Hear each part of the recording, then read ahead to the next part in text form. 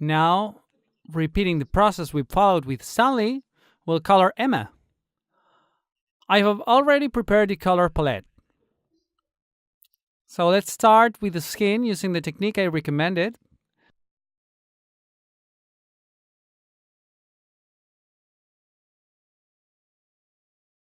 First, painting the edges, and then filling the selected area after expanding it.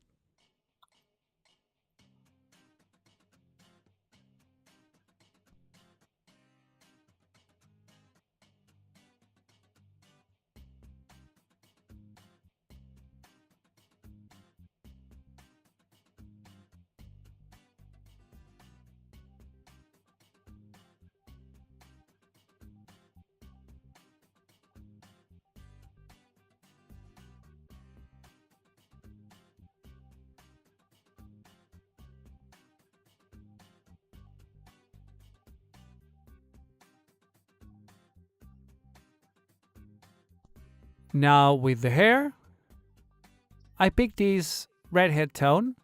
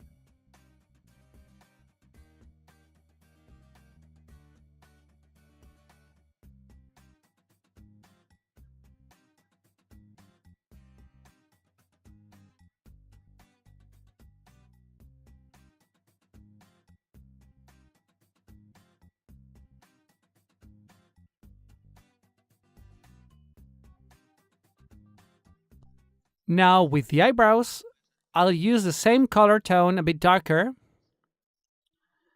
like a very, very dark brown.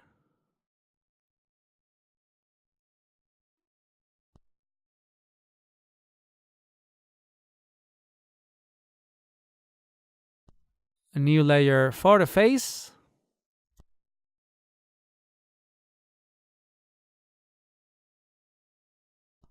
I'll color the lips.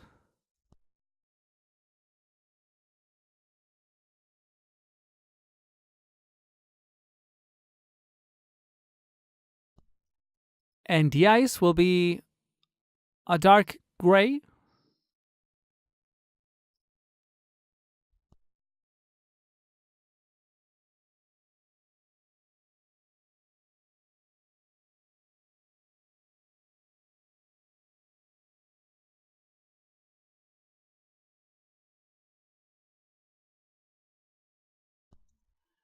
And green on the inside.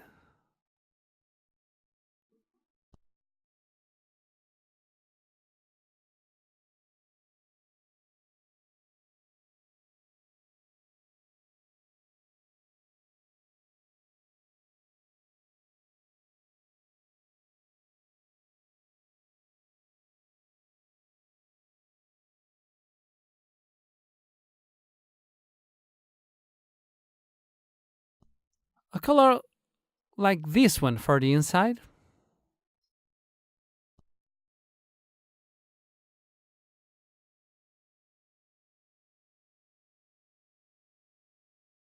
And a light gray for the shine.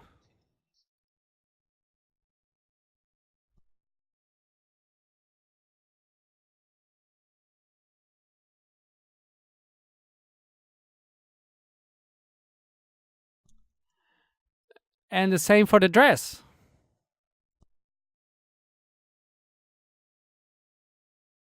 A layer for clothes.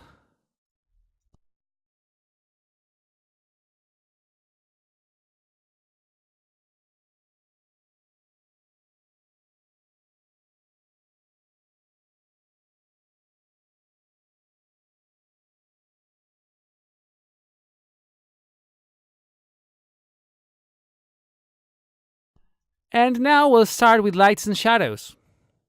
Let's start with the skin. We'll take this color, only darker. Remember to use a blurred brush, and we can activate from the beginning the pen pressure option.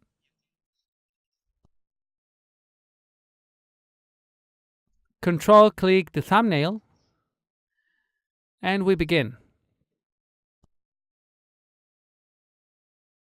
Just like with Stanley's character, the light will come from the top front side.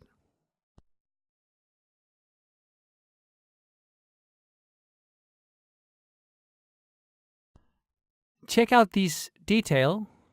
So we're going to replicate it in the next zone. Those are the bones protruding from the body, but in an almost unnoticeable way. It's like they're a letter V with stretched ends, like a bird. Now a bit here, where it makes contact, which is the shadow the hair casts over the face.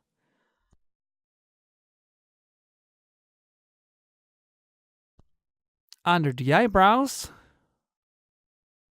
Remember, I always draw some shadow in this zone because the eyes are always a bit into the face, right? Okay. I'm going to lay a lighter color in order to blur the change of color.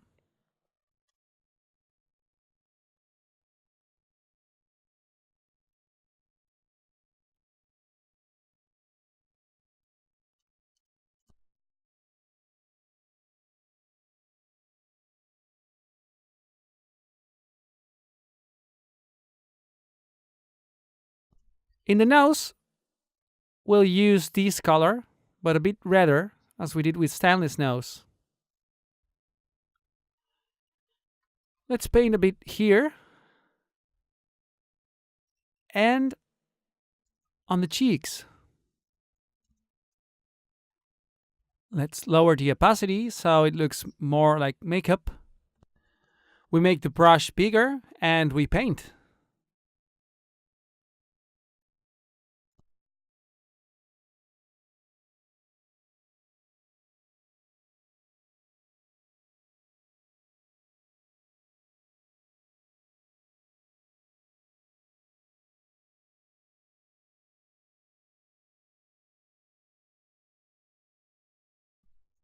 A much darker shade of color for the shadow on the neck. It will represent the shadow that the head casts over the neck. More or less around here. Very sharp.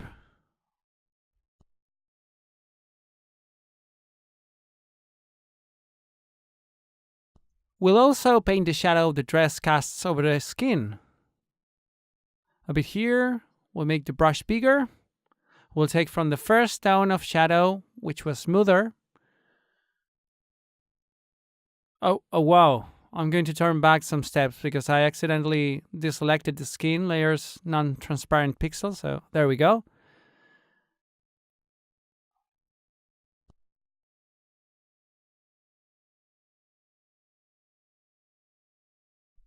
Now we'll go on with the hair.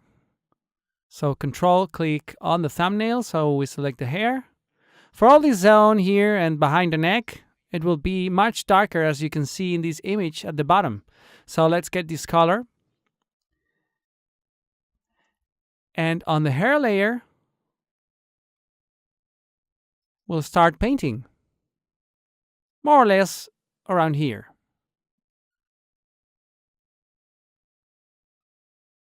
And now's that time in which you realize that the person you portrayed as a cartoon has much easier to spot resemblance thanks to the colors.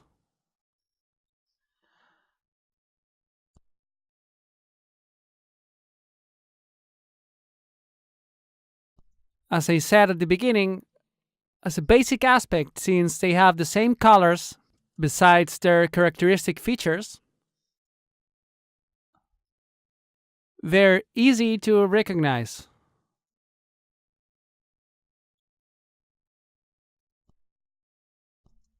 Now, in order to create some shine on her hair, we'll pick a lighter shade from this base and we'll make a slight curve that goes from this point to this other point. We raise the opacity. Perfect. That's the result. Also here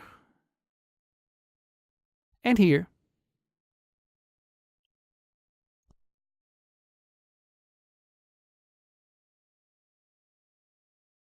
Some shadows around here.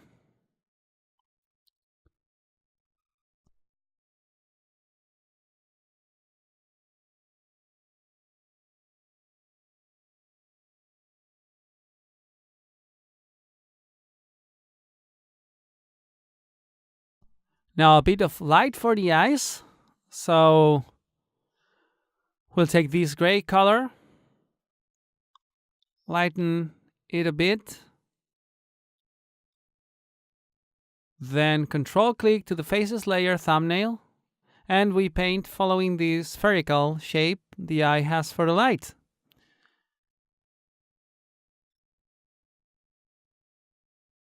Without losing the green. Now for the eyes, we'll make the bottom of the iris a bit darker and we'll leave the top much lighter.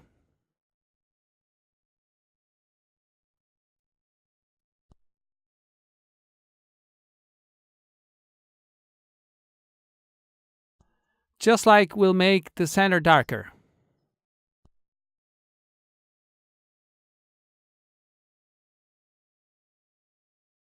And to finish it, a bit of shine on the lips.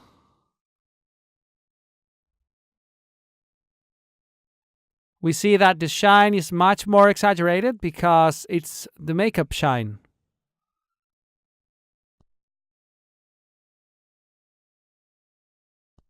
Well, a bit too much. Let's turn it down a notch.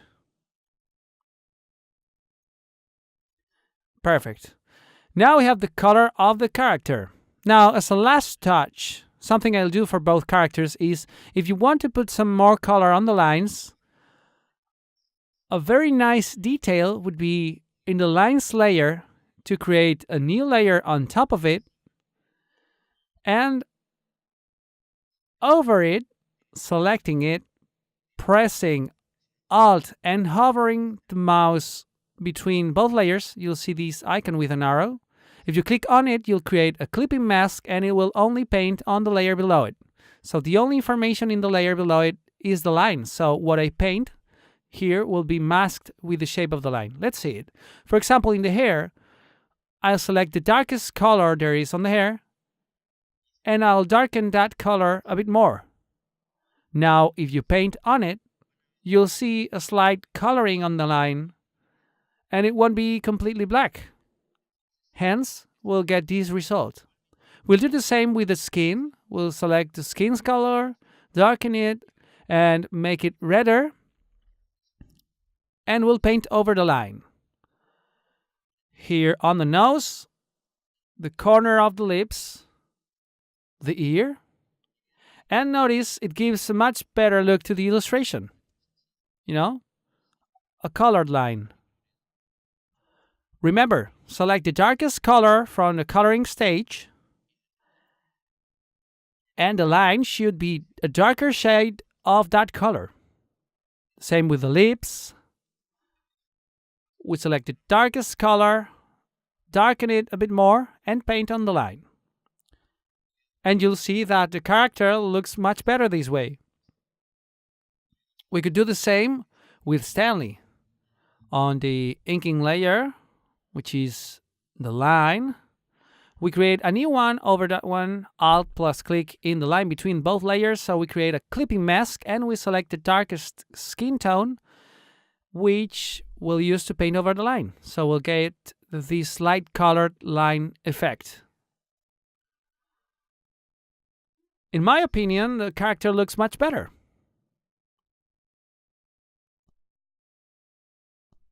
Now for the lips, we do the same. And that's it. We have our two characters.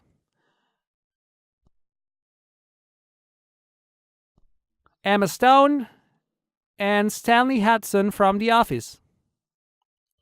And now, as a final project, choose the actor you want and practice what you learned in the course to turn it into a cartoon version. I'm looking forward to seeing your work in TutPad.